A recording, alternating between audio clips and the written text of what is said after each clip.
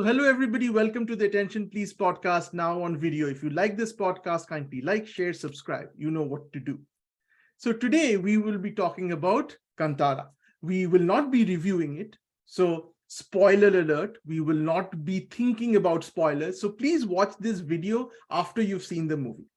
That would be the best way to watch this video. We're going to talk about some of the themes of Kantara and why we believe it works. So it's not a review. If you want a review, it's a great movie. Just go in and see it. That's it. So today we have with us Radhakrishna, and we connected rather uniquely. So I was tweeting about Kantara, and he responded to me and said, "When are you planning to do a podcast?" And then he let me know that he has some, rather unique perspectives on the movie in terms of the themes. And he wrote an email, and I said, "Okay, why don't we have you on the show?" And you can, but he's not a movie guy or anything. He's an IT person just like me, but who has an opinion on this movie, who's really liked it and it's affected him. I think he wrote in the email that it's affected him. So I just wanted to talk about this movie with him. So let's start with, for those of you who follow the podcast, I had Dipto Kirti Chaudhary on the podcast a few months ago, I think. And at that point of time, we were discussing why Bollywood. And both me and Dipto Kirti are huge fans of Bollywood. So we were not speaking from a critical point of view so much as we were speaking from a group of people who can no longer find themselves in the movies that are being made. So it was more a perspective of regret than anything else. And we were discussing what was wrong with the Hindi movies that are currently being made. Not just from I don't like them anymore. And one can say, you know what, you don't like them, but a lot of other people like, and that's fine. But the fact that they're also commercially not working, right? This is a commercial industry. And in order for us to have movies, they have to work commercially. So otherwise the movie industry dies, essentially. So it's important for them to work commercially. So one of the things that, we talked about different things. And for me, I think the biggest thing is Hindi movies nowadays are not really meant for big screen. And by that, what I mean is that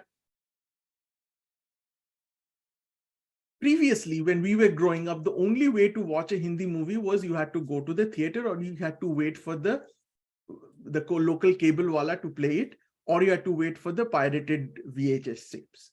But now with OTT and people having pretty good televisions and home theaters, there is no good reason to watch a movie in the theater. If the movie is not purely a theatrical performance, I mean, it has to be made for theaters. And most Hindi movies are nowadays, let's take Brahmastra to the side. Brahmastra will say it is for the theaters, but you don't need to go to the theater to see it. Let's talk about Anurag Kashyap's latest movies. You don't need to go to the theater to see it. So why would you do it? You would wait and see it on OTT. That's one thing, even if you like the movie. That's one thing. The second thing, and this basically comes back to Anurag Kashyap and many other movie makers like him, is that the themes that they use are not really familiar. They're not very familiar, or they don't touch the Indian audience. I mean, you look at the last movie that Anurag Kashyap made, I forgot the name, is a copy of, or it's a licensed remake. I'm not saying that it was lifted, but it's a licensed remake of some Danish or some Spanish or something. But first of all, if I want to see it, I'll see the original. Why would I see the remake? And if you're trying to reach out to an audience that doesn't see the Spanish movie, then that theme is not going to appeal to them. So there is no good way out in order for a movie like this to make money. And that's and the themes, again, I'll come back to the themes they don't touch an Indian audience. And another thing that I think Bollywood doesn't do, again, with respect to Brahmastra, if I want to see Avengers, I will go and see Avengers. If I want to see Harry Potter, I'll go and see Harry Potter. I don't want somebody to take a little bit of everything, throw it together and have Ranbir Kapoor. And Ranbir Kapoor doesn't really have that amount of Shah Rukh Khan at his best star quality or Salman Khan at his best, that I don't care what the movie is, it's Bhai Ka picture, I will just go and watch it.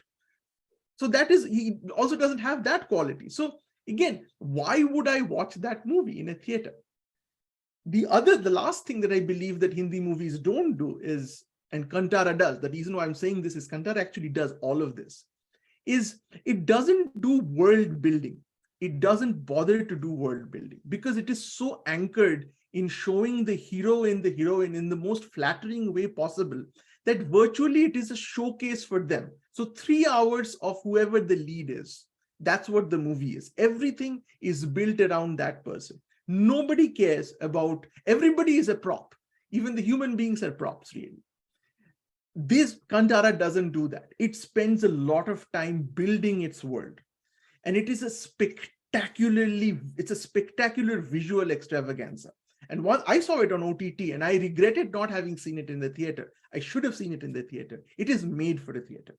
Even though it doesn't have special effects in the way that you would think, the only special effect that it does when the Varaha appears is actually not that well done. I mean, you could see that it's not a big budget movie. It's very obviously a special effect. It's not a special effects driven movie by any means. It is a very real movie, but it is absolutely made for the screen. It is visually spectacular. The first 15 minutes, if you see the first 15 minutes, you will be hooked by the first 15 minutes.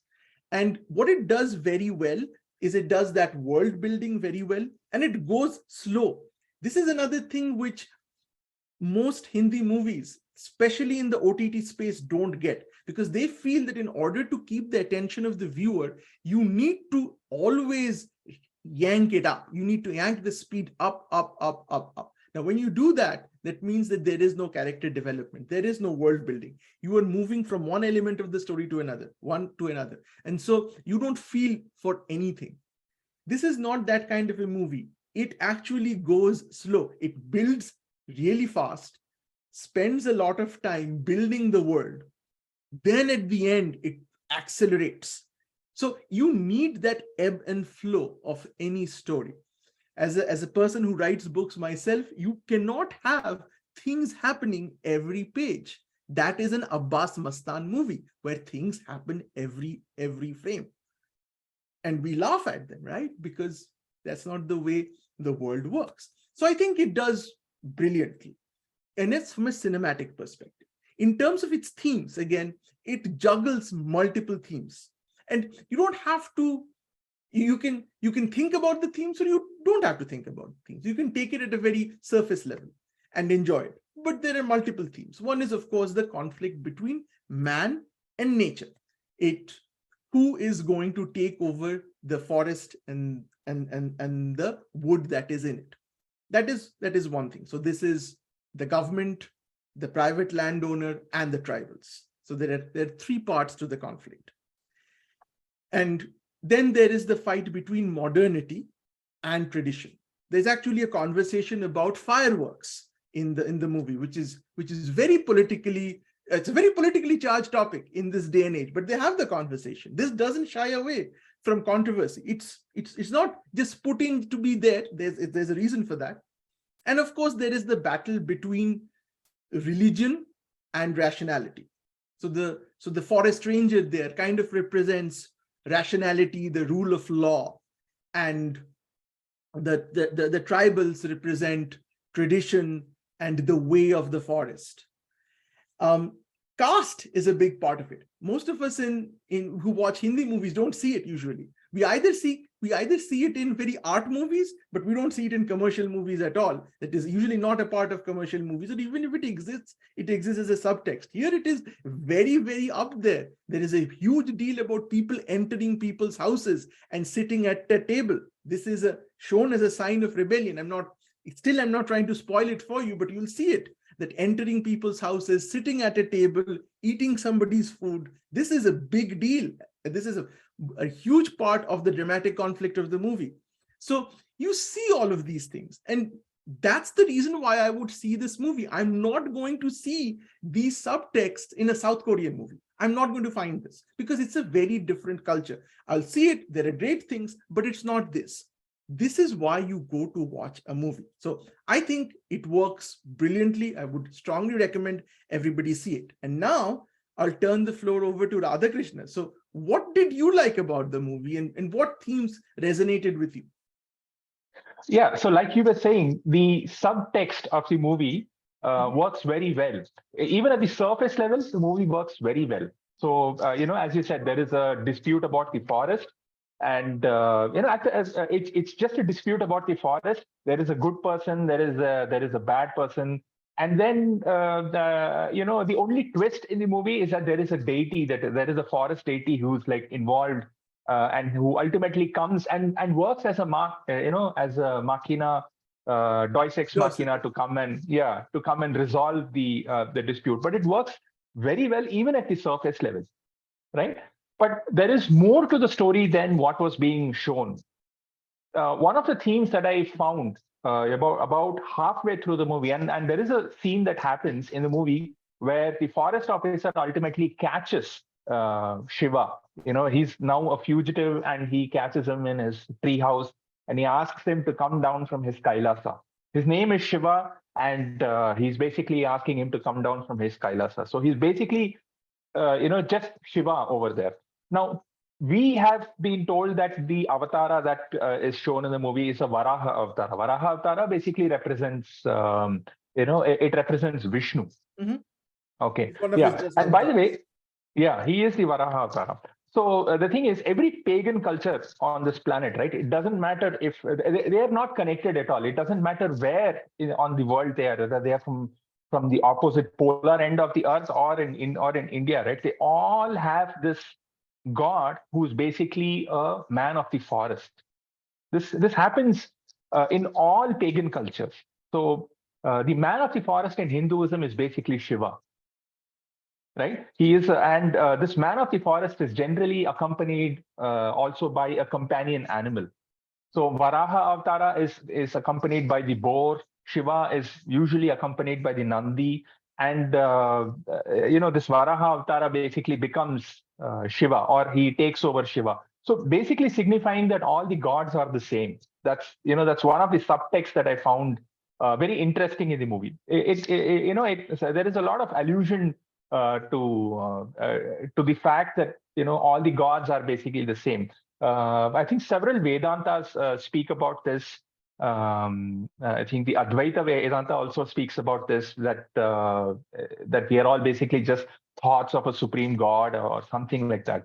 So I found that to be very beautiful. That one particular thing that the movie was trying to say. The second thing that I found to be very nice in the movie was that Shiva originally in the movie is a person who is like very he's too headstrong, he's too drunk, he's very obsessed with the materialistic things in the world, Yes, and he's not a very so what likable person when the very movie not a starts very up. likable person. Yeah, he Not a very doesn't likable start. person at all. Yeah, yeah. There is a very beautiful sequence of events that unfolds during the movie. Now, the thing is, for an avatara to actually possess you, your ego must die. There is a trope that basically, in a lot of stories, that what happens is your ego must die for the avatara to possess you. And that happens during the movie. So, like I said, he does start off as a very egoistic person. He's always drunk. He hunts animals. He's basically destructing the forest. He wrecks the forest that he is supposed to be saving. He doesn't even do the job of Panjorli, during the festival. He doesn't even do that, and he That his leaves it to cousin his does. cousin. That his Yeah, his cousin does. cousin His Gurua father does used it. to, but his cousin does That that. yeah, his father used to, and basically his entire line of generations, right from the start of the event to the end, they have been doing it, and he doesn't do it. He leaves it to his cousin to do And it. he's also an alcoholic, right? He basically He's also an drinking alcoholic alcohol throughout. Yes. throughout, all the time. In any situation, Except he at the needs, end. Except at the end when he except at says, the "I end have where he changed." says, "I have changed, I have Yes. purified." Yes. Yeah. So the Shiva himself is like wrecking havoc on the forest. He kills the very animal that is supposed to represent the companion of the Varaha Avtara. He is cutting down trees for the zamindar, and I think at that point what happens is the forest cannot take him any longer, and it calls out for help. And that happens exactly when he's halfway through cutting the forest, and the tree falls down, and it falls down on the forest officer, almost killing him. Almost killing him. Yes. I think that's when the forest basically calls for help. because it cannot stand him any longer. And that sequence of events works to destroy his ego, right? Whereas in the beginning of the movie, he's like too strong, nobody can harm him. He can just walk up to the forest officer, say whatever nonsense he wants. After that, he's put in jail.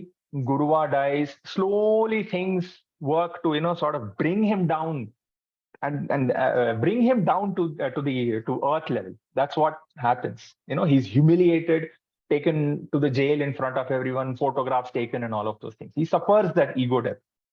And at this point, the movie works out that he is out on bail, and that's when he meets Panjurli for the last time. When he's out on, I think he's coming back from the Zamindar's house, on his bike, and he sees Panjurli for the very last time. And that's when he senses that something is about to happen, right? Even before the last battle takes place, he sort of hesitates going into that last battle. And the reason for that is because I think he knows what is coming to him. And a lot of people actually don't realize this, but he dies during that final battle. Yes. He gets picked up and he gets bashed against that rock and he dies. That's when Panjurli can basically enter him. And what happens is, he's dead. He has passed away. Panjurli takes over him. Panjurli never leaves him at this point. That's what basically has happened. And Panjurli ensures that the next generation comes up, that his wife gets pregnant. And during that final sequence we see, right? There is a very beautiful final sequence. The last dance that he does as Panjurli. It's very beautiful. He does these things with the with fire. And then he calls everybody. He calls the forest officer, the people of his tribe, and he asks them to work together in that very beautiful dance sequence. That was very touching. That literally brought me to my tears. That was a very beautiful part of the movie. And finally, he gets a call back. He gets a call from the forest. That last wow. He hears his father calling him. Yes. So, if you recall, he has basically died during that last battle, and Panjurli cannot keep on sticking on to this person. It has ensured that he has passed on, that his wife has become pregnant, that his generation, passes on, and now he must pay that debt to death, essentially, and he needs to disappear. That's basically why he disappears. He doesn't, it's sort of open. A lot of people did not understand why should he disappear. He disappears because he died during that night. That debt must be paid. Basically, that's what happens. Yes. So my understanding was, of course, very similar. I felt that throughout his life, he thinks of his father, right? He gets haunted by his father. Kind of jumps out at different places. Yeah. And what he's trying to tell him, and of course, he doesn't understand it. It fills him with fear. I think, in my interpretation, he understands that it is death that he's seeing there. That thing which is, he's otherwise not he's a very brave person. He's a very arrogant. It's not that he's brave, but he doesn't care for anything, right? He's very much a living in the moment guy. He's mostly drunk and he's fighting all the time with anybody. But then the only time when he's contemplative is when he basically sees death. And at the end, as you said rightly, that he realizes that the forces that are arrayed against him, he can't take it on. He just can't fight his way through, because the Zamindar has this, his acolyte is this huge gigantic guy who he can't defeat. Right? He's usually a guy who believes that the problems can be solved by just fighting. He can just fight his way to the top. That's his physical body, because he can basically, he's a local gunda, right? He can fight, but he realizes that there's no way he can do it to that guy. That guy outguns him. So he can't do it. The only way that can happen is for a supernatural. So it's almost inevitable that he has to die. And that's when I think he makes peace with what his father was trying to tell him. That, through his death, which was foretold, he will be able to, fulfill his mission. That's the main thing. So at the end, he does. He gets possessed by the So there are two sides of nature, which I felt that there is this, even if I can forgive you, my other side will not. So nature is saying there are two sides of nature, right? One is the kind, nurturing nature, which is the one that asks them to make peace. And then there is the other nature, which is absolutely a force of frenzy, pure destruction. Exactly. Yeah. And so it's like mad. It enjoys, and it's so when he does the other dance, which is also another dance, as the vengeful, is the neck of the guy. Yeah. He is basically the nature in its full cruel randomness. He's at that point of time, he's enjoying the destruction. So this is nature, right? We see nature in both forms. We see nature as a nurturing force, and then we see nature in hurricanes and earthquakes and in absolute mercilessness. So we see both. And I think this was very nicely shown, this duality, and the dance, of course. And using dance as a way of conveying it, and using a traditional dance as a way of conveying. And dance is, in a way, drama, right? It is. So that is, again, it comes back to how I started, is that's so Indian. You are not going to find it anywhere else. You can't see that in a South Korean or in a Nordic movie. You can't find that, right? This is a uniquely Indian experience. And this is what I believe, that moving forward, Indian cinema, not just Hindi cinema, but we have to tap into, in order for us to even financially survive. I'm not talking about aesthetics. You can say, well, I can make a Wanted 2, I can make whatever, Bhool Bhulaiya 5, I can keep on making that. But in order for us to survive commercially, we need to tap into the enormous bank of stories and themes that we have traditionally. China does it. Iran does it. Other countries have been doing it for a long time. They don't copy some other movie. Right? They don't, right? It is only us which kind of been caught in this trap that, and I can say this honestly as somebody who tries to sell. So I have a little bit of an insider's perspective on this. So many years ago, and I've said this story before, I was trying to, I was asked to write a horror story based on basically Big Boss, that kind of a, which was a very strange brief, but I did write something, and I felt it was quite original. But when I presented that, the person heard this, and this person is a pretty big deal in terms of originality. It's not what you would think. And after hearing, so no, this is a good story, but can we do something like What Lies Beneath? So immediately I felt, well, first of all, I'm not going to adapt What Lies Beneath. Second is, What Lies Beneath has already been adapted in Raz. And so when I said that, he said, but not in this kind of a context. You can obviously change you could keep the theme, but so why would you do that? Why would you even think on those lines? And I think that Kantara and movies like this basically show that it is possible to have a purely Indian flavor to movies. And that is the only way to make it commercially work in this day and age, where international movies are no longer inaccessible to people. It is actually more accessible. There's so many streaming services. You can see the best movies instantly, almost. So when in the 90s, when we were growing up, yes, we didn't know South Korean movies. I would go to see a movie and think this was original, and then find out many years later that it wasn't. Where I would see the actual sequence where it was lifted from. We had no way of knowing. In those days, with the information asymmetry, it made sense to do it. Now it doesn't. So again, for everybody, watch Kantara. It is absolutely worth watching. It's an amazing. You should watch it in theaters if you can. Unlike me, I watched it on Amazon OTT, and that too when they had changed the song. I think they've again gone back to the original song at the climax. So I think I saw the worst version of it, by the way, in terms of the dissonance between what was playing in the music and what was being shown. So maybe I'll rewatch the end. I think it's definitely worth rewatching the end just by itself. It's just so amazingly done. So exactly.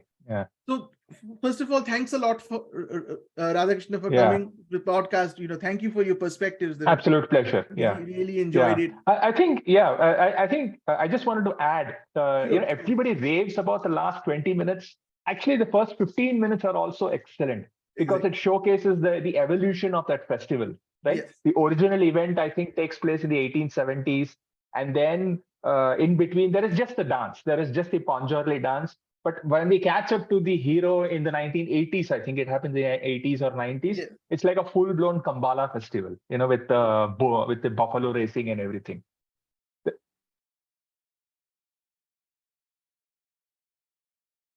So I think I might have lost you at this point of time. So so thanks for coming to the show. I think we're having some technical difficulties, so I will stop the recording for now. So thank you everybody for coming, and I'll see you next week. Thank you. Bye-bye.